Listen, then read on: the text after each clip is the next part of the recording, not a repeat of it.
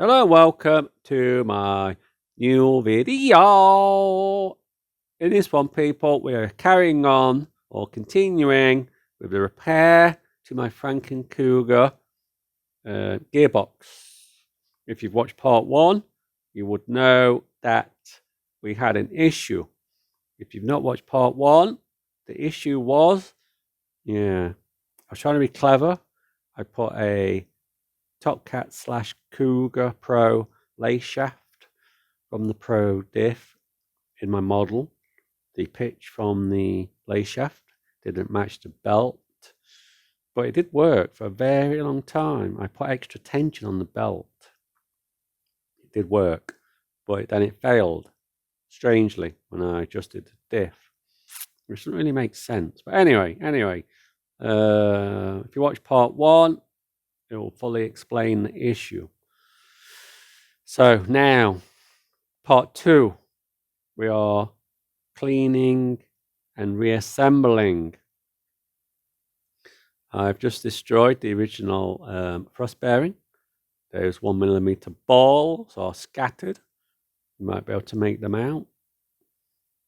So, diff now cleaned. This is a model motorsport nylon diff from the late 80s, early 90s.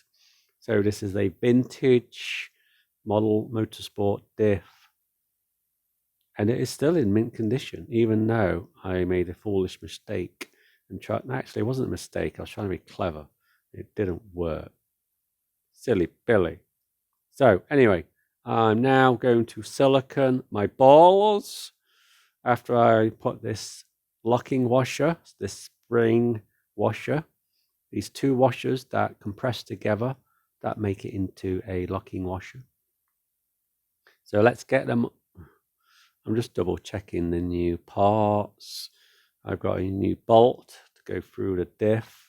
I've got new spring washers, locking washers, or sprung washers that lock it. Anyway, I've got a new bolt that goes through the center. This is my model motorsport nylon diff. Have you noticed how the balls staying? If you depress them, they do drop out, but that design is awesome. They sit in where they need to sit. That's amazing. Technically, I could do with replacing the center bearing because that's original. But I might do that next time I strip it in, say, a couple of... I can't remember the last time this was taken apart. I'm going to say a long time ago. I'm going to say a few decades. This has not been stripped for a few decades. I've only just retrieved it out of a box, to be fair. So I can't actually remember the last time it was stripped. So it's been in this car for about a year. And I was running that lace shaft for about a year and with no issues. And then I decided to slack off the diff. And then the belt slipped for some bizarre reason. But anyway, that is by the by, as they say. We are servicing this model motorsport nylon diff with the balls. Technically, I should replace the balls with, say, tungsten or ceramic, but I'm not going to because they're okay. I should do, really, but no matter. And technically, I should braid or sand down or roughen. Yeah, let's say roughen. Braid the diff plates, call them diff plates, because there is a chemical reaction that takes place with the diff plates and the balls with the silicone grease, but the diff plates have to be rough, not smooth. But that is very technical stuff, people. You don't need to know about that. It might get you a half a second on the track, or it might not. But it's by the by. Well, not. I couldn't find any. I was going to sand them down with some 600 paper, but I can't find it. So I did the known tradition. I left it for now. So anyway, sorry, let's just get on with what we're doing. We are applying silicone to the diff balls. I'm going to put a new pin through the diff, and then I'm going to put a new thrust washer on the pin. I'm going to put it on the pin because the original vintage one didn't really last. You can see the bits in the 1mm balls scattered. So my new pin, I've checked it, it's the right size. I've got my sprung washer or washers on there, which is going to help it all lock together. Yeah, that's it really. I'm going to replace, not the universal joints themselves, I'm going to replace the universal joint plastic parts that connect to the diff.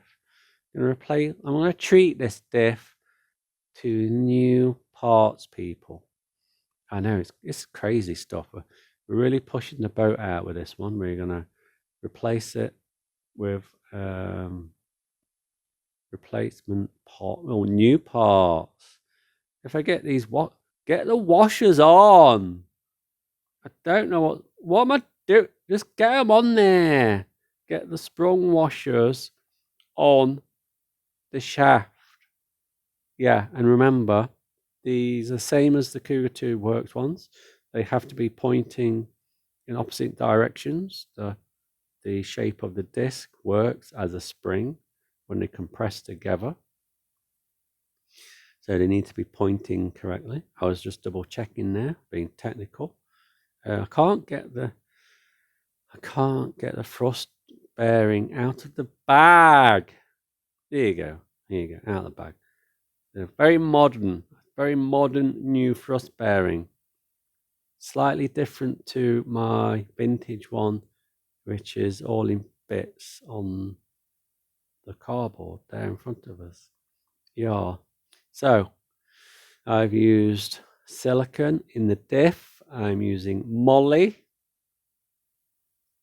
This excellent moly grease on the thrust bearing.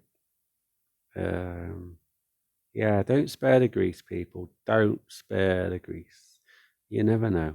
You never know. You might. Ooh, yeah.